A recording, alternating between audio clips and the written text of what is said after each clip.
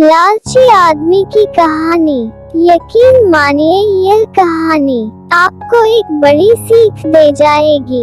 एक बार एक छोटे से शहर में एक लालची आदमी रहता था। वह बहुत ही धनी था, लेकिन इसके बावजूद भी उसकी लालच का कोई अंत नहीं था। उसे सोना और कीमती वस्तुएं काफी प्रिय थी, लेकिन एक बात जरूर थी कि वह अपनी बेटी को किसी भी चीज से ज्यादा प्यार करता था। एक दिन उसे एक परी दिखाई दी। जब वो उसके पास आया तो उसने देखा कि पेड़ की कुछ शाखाओं में परी के बाल फंस गए थे। उसने उसकी मदद की और परी उन शाखाओं से आजाद हो गई। लेकिन जैसे जैसे उसका लालच हावी हुआ, उसने महसूस किया कि उसके इस मदद के बदले में एक इच्छा मानकर उसकी मदद करके वो आसानी से अमीर बन सकता है। ये सुनकर परी ने उसे एक इच्छा की पूर्ति करने का मौका भी दिया।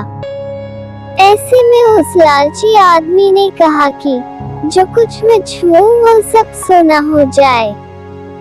बदले में ये इच्छा को भी उस परी ने पूरी कर दी थी। जब उसकी इच्छा पूर्ण हो गई, तब वो लालची आदमी अपनी पत्नी और बेटी को अपनी इच्छा के बारे में बताने के लिए घर भागा। उसने हर समय पत्थरों और कंकड़ को छूते हुए और उन्हें सोने में परिवर्तित होते देखा, जिसे देखकर वो बहुत ही खुश भी हुआ। घर पहुंचते ही उसकी बेटी उसका अभिवादन करने के लिए दौड़ी। जैसे ही वह उसे अपनी बाहों में लेने के लिए नीचे झुका, वह एक सोने की मूर्ति में बदल गई। ये पूरी घटना अपने सामने देखते ही उसे अपनी गलती का एहसास हुआ। वो काफी जोर से रोने लगा और अपनी बेटी को वापस लाने की कोशिश करने लगा। उसने परी को खोजने की काफी कोशिश करी, लेकिन वो उसे कहीं पर भी नहीं मिली। उसे अपनी मूर्खता का एहसास हुआ, लेकिन अब तक काफी देर हो गई थी।